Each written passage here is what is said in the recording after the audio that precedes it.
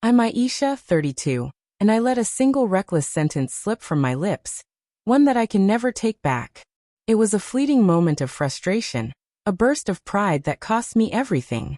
If you've ever spoken before thinking, or pushed someone away just to test their loyalty, you might understand the weight of what I'm about to share. I compared the man I cherished to someone I left behind years ago. And that night, he walked out of my life. It began over something trivial, as most deep wounds do. I came home exhausted, my mind heavy from a long day at work.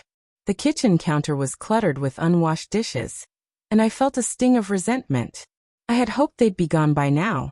Rohan was in the living room, earbuds in, scrolling through his phone, still in his gym clothes, a half-empty water bottle on the coffee table.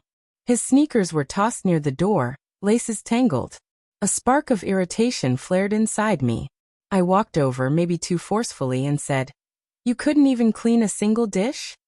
He pulled out his earbuds, looking up with a calm but tired expression. "I was going to do them after we eat," he said evenly. I scoffed, my frustration boiling over. "Sure, always later, right?" He stood, his voice steady but firm.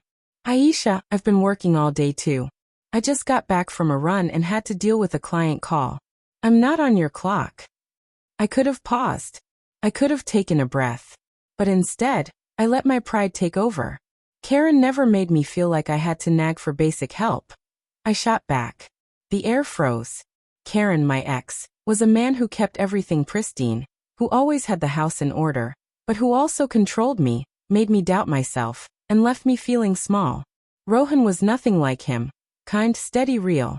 But in that moment, I wielded Karen's name like a blade, cutting the man I loved. Rohan didn't yell or flinch. He just stood there, his face unreadable. Then he said, "That's a cheap shot, Aisha." I tried to backtrack, stammering, "I didn't mean it like that." But the damage was done. He didn't raise his voice or argue. He just turned, walked to our bedroom, and pulled a duffel bag from the closet. My stomach sank. "Rohan, what are you doing?"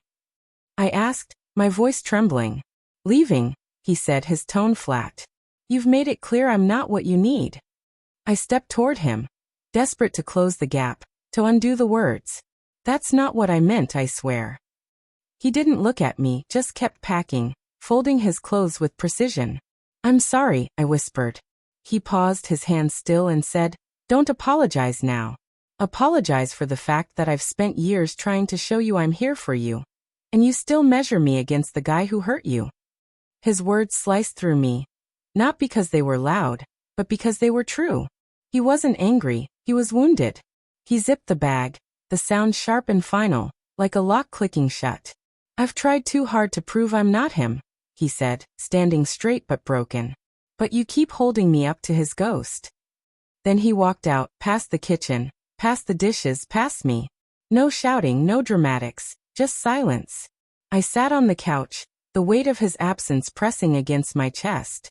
The apartment still held traces of him. His jacket on the chair, his coffee mug on the counter. But it felt hollow.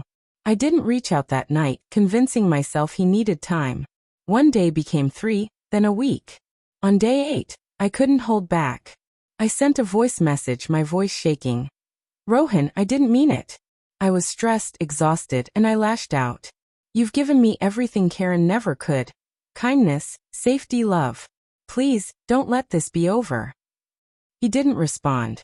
On day 10, a single text came through. "It's not about the dishes, Aisha. It's about never feeling like I was enough." That broke me. He was right.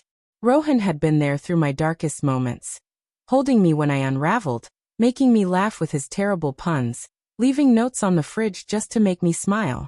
He was everything Karen wasn't, but I'd been too stuck in the past to see it. It's been a month now.